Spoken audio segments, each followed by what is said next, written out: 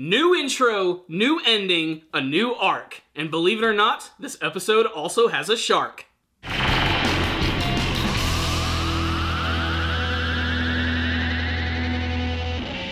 Greetings, my fellow gangstars! It's time to take a look at another episode of JoJo's Bizarre Adventure Golden Wind. Spoiler warning, if you haven't checked out the episode, go watch it now, then come back to this review. This was a great episode, the beginning of a brand new arc for the series, and everything already immediately feels fresh. Not only did we get a brand new intro and ending, but we also got a lot of pretty big spoilers in that intro that I'm going to talk about a little more towards the end of this review. What I will say is this episode certainly got right back into the swing of things, introducing two brand new villains and their crazy stands. And it looks like this time Narancia is going to be their target, and man, does he have one shitty time. So the long and short of things is now Bruno and his gang are now one man short, with Fugo not actually joining them, and if the intro's any indication, he's definitely not coming back, which is pretty damn strange. But now they have to come up with a new plan to escape all of the boss's bodyguards, who now are going to be even more powerful and crazy than before. We also get to see that Trish has a brand new resolve as she decides to go through with their plan,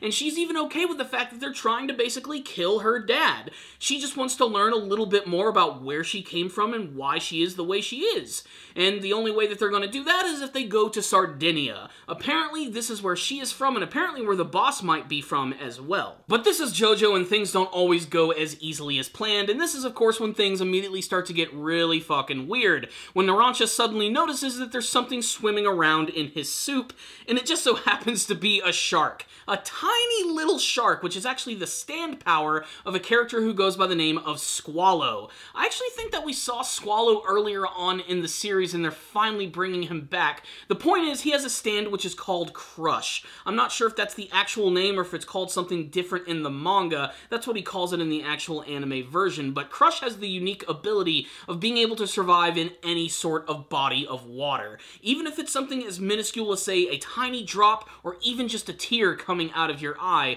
this shark can exist in any form of water, and he immediately uses it to attack Narancia by having it quite literally bite off his fucking tongue.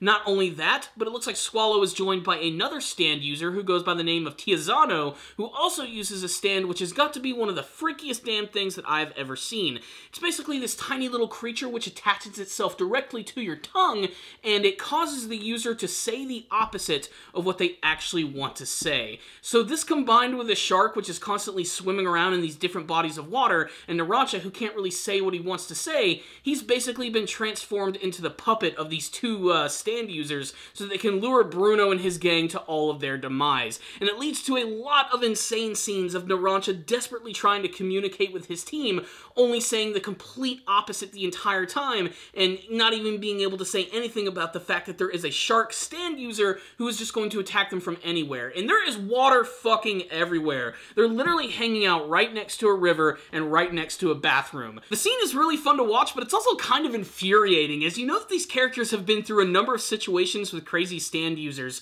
and they should immediately know that something is going on with Narancia. The fact that he's talking so weird and constantly covering up his mouth.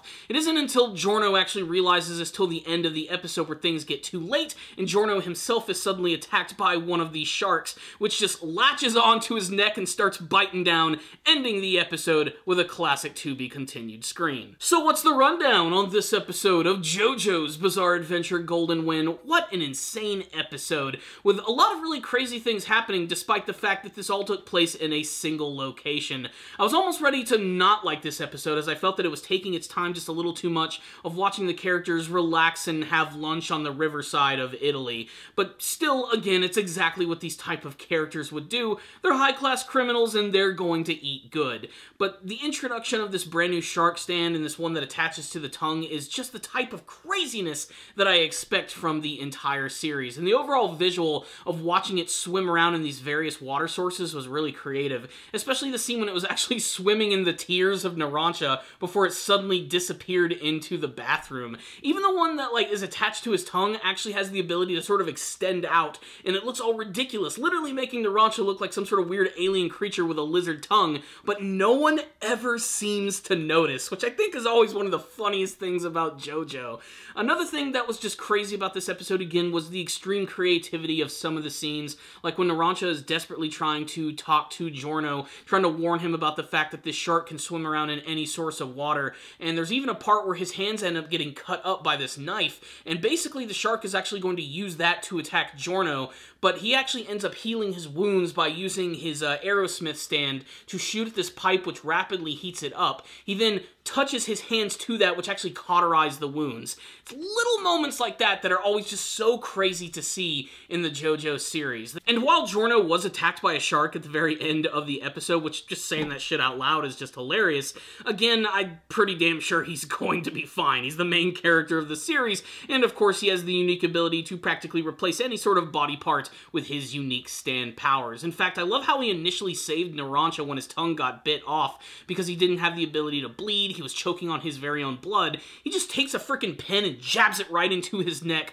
allowing him to actually breathe and then eventually replace his tongue. But this has all just seemed like sort of like the perfect opportunity for that stand to actually get inside of his body and take control of him, because that's when he finally started not having control over what he was actually saying. You'd think Narancia would just take a pen and write something down and say, hey, there's a weird thing in my mouth and a shark is trying to kill all of us, call Sheriff Brody. But no, things aren't always that easy in the JoJo series. So yeah, I loved the actual story of the episode despite the fact that it was a little slow in some parts, and I've got to talk about the brand new intro and ending. First, the intro. I'm gonna go ahead and be blunt, I don't like it as much as the first one, mostly because of the song. I thought Fighting Gold was fucking incredible. It's the type of intro that almost had me initially, and it ended up becoming one of my favorite intros of all of JoJo. I loved the song, I loved the imagery, and I love the fact that despite the fact that they showed the characters using their stands, they didn't give away too much of what was actually going to end up happening in the story.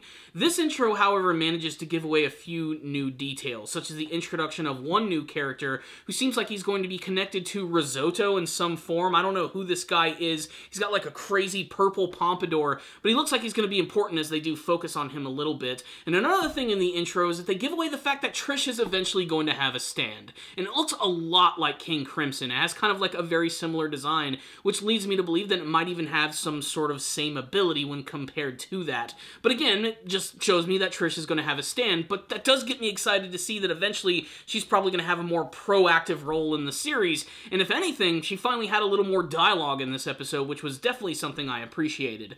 And then there's the ending, which I'm kind of indifferent to because it featured a song that I did not know. The name of the song was Modern Crusaders, and it was from a band called Enigma, which I'm honestly just not all that familiar with, but just the fact that the song is called Modern Crusaders, that a lot of the lyrics involve saying the word stand, it does sort of work perfectly with the ending. And the actual imagery itself of showing all of the former opponents that they went up against and all of those who are currently lost in the series in this like giant pillar form kind of reminds me of the original ending from the very first season of JoJo.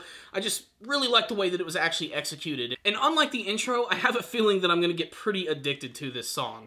One thing I will say about the intro that I did like, that I thought was really cool, was just getting to see sort of like the montage of all of the greatest moments from the first half of the series leading up to where we are now. I don't know what it was about that, but it certainly gave me goosebumps actually seeing it. So yeah, JoJo is back in full form in all of its ridiculousness, and this episode was a perfect example of all of that. I loved this episode. I'm still really enjoying this season, and I cannot wait to see more as this unfolds, as Bruno and his boys do battle with King Crimson and the boss. So I'm going to give this episode right here a 5 out of 5. The hype is officially real with all of the brand new material, the intro, the ending. I love this one, but I want to hear from you guys. If any of you did watch the episode, tell me what you thought about it in the comment section below and what you hope to see from the rest of JoJo's Bizarre Adventure Golden Wind. Thank you all for watching this review. I'll see you all next time, and as always, stay down there, baby.